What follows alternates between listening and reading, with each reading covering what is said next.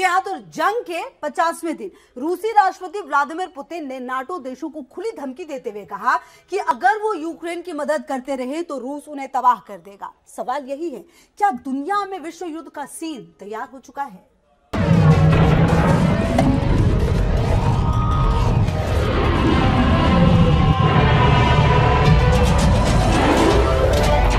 रूस के 19,600 सैनिकों की मौत,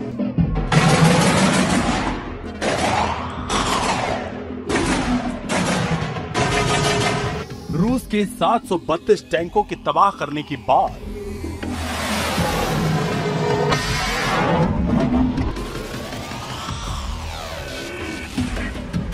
एक 157 रूसी फाइटर जेट की बर्बादी का दावा,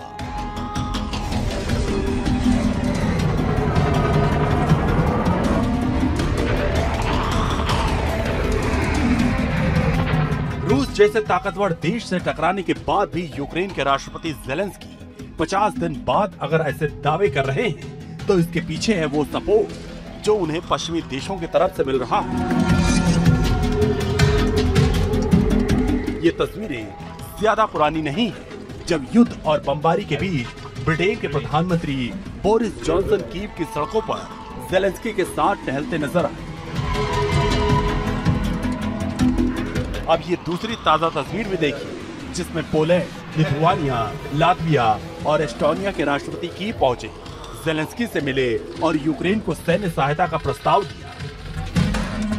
ये तमाम घटनाएं कहीं न कहीं रूस के खिलाफ अमेरिका, नेटो और बाल्टिक देशों की गोलबंदी को दिखा रही हैं। और इस डर के पीछे वजह क्या है वो ज़ेलेंस्की के इस बयान में सुनिए। Poland, Moldova, Romania and the Baltic states will become the next targets if the freedom of Ukraine falls. पश्चिमी देशों का यही डर रूस को अलग थलग कर रहा है और यही वजह है कि धीरे धीरे तीसरे विश्व युद्ध का माहौल तैयार हो रहा है।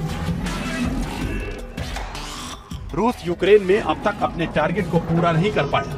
50 दिन बीतने के बाद यूक्रेन अब भी मोर्चे पर डटा।